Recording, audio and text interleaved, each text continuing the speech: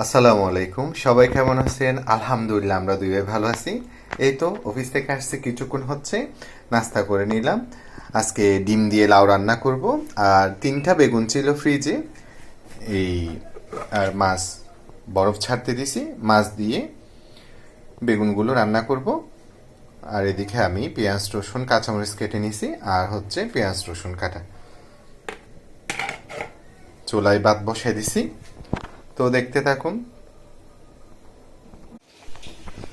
ডিম দিয়ে লাউ রান্না করার জন্য আমি পাতিলে তেল দিয়ে দিছি।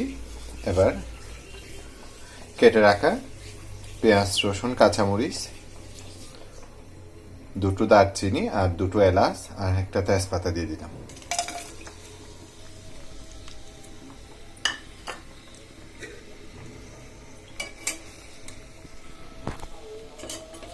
এছাড়া আজান দিচ্ছে এদিকে।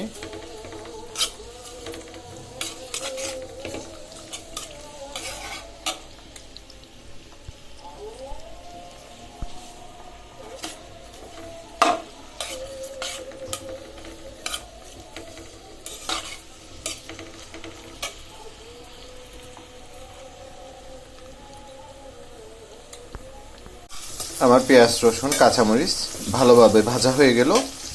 এবার আমি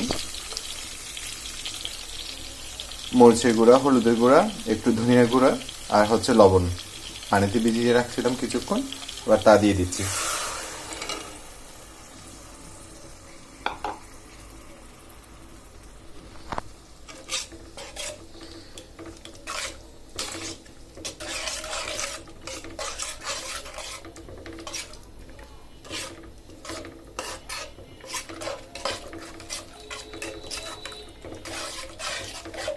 এটা ভালোভাবে কষে যাক, আমি ডিম দুটো বাটিতে ফেটে নিচ্ছি।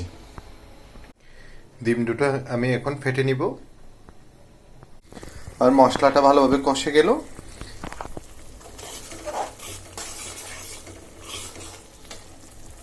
এবার আমি কেটে রাখা লাউগুলো দিয়ে দিচ্ছি। লাউগুলো একটু বড় করে কাটলাম।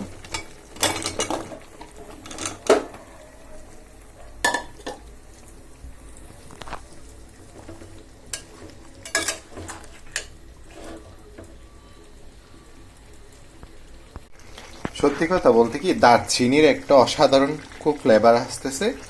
এবার আমি ফেটে রাখা ডিমগুলো দিয়ে দিচ্ছি।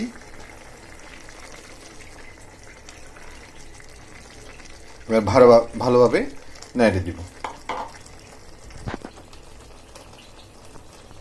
এদিকে আমি মাছগুলো বরফ ছেড়ে যাওয়ার পর একটু মরিচের গুঁড়া, হলুদের গুঁড়া, ধনিয়ার গুঁড়া, একটু লবণ আর একটু সয়াবিন তেল দিয়ে কিছুক্ষণ মেখে রাখছিলাম। এবার আমি তেলে দিয়ে দিব। এদিকে আমার লাউ থেকে কতগুলো পানি বের হয়েছে দেখুন, মাশাআল্লাহ, খুব সুন্দর একটা ফ্লেভার আসতেছে।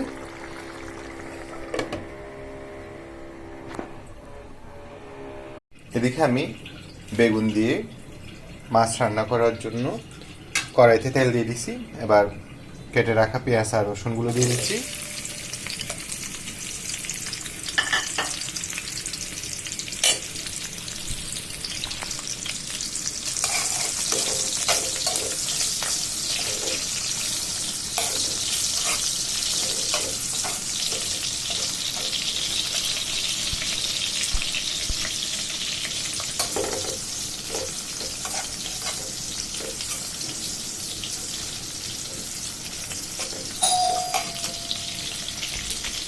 মাছ পেঁয়াজ রসুন ভাজা শেষ।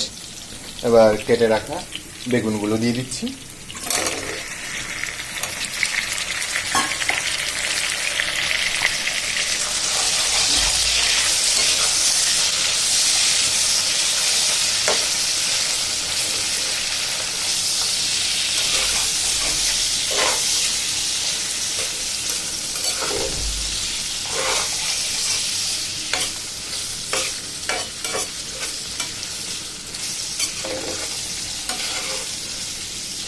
এখনো কোনো মশলা দিইনি, কারণ হচ্ছে তেলে ভেজে নিচ্ছি। আর এদিকে আমার লাউটা মাশাআল্লাহ খুব সুন্দর একটা ফ্লেভার আসছে।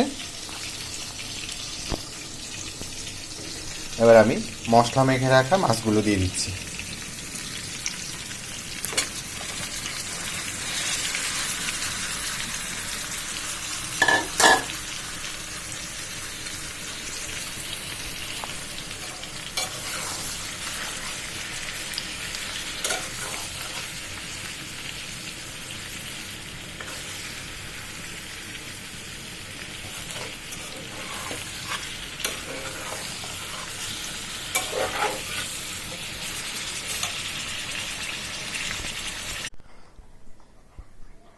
তো আমার আজকে রান্না একদম রেডি, মাশাল্লাহ বলবেন। এটা হচ্ছে আমার লাউ, ডিম দিয়ে লাউয়ের সবজি, আর হচ্ছে বেগুন দিয়ে মাছ, আর আমরা দুই ভাইয়ের পছন্দের সাদা ভাত। তো আজকের মতো এতটুকু, সবাই সবার জন্য দোয়া করবেন। আসসালামু আলাইকুম, সবাই ভালো সুস্থ থাকুন।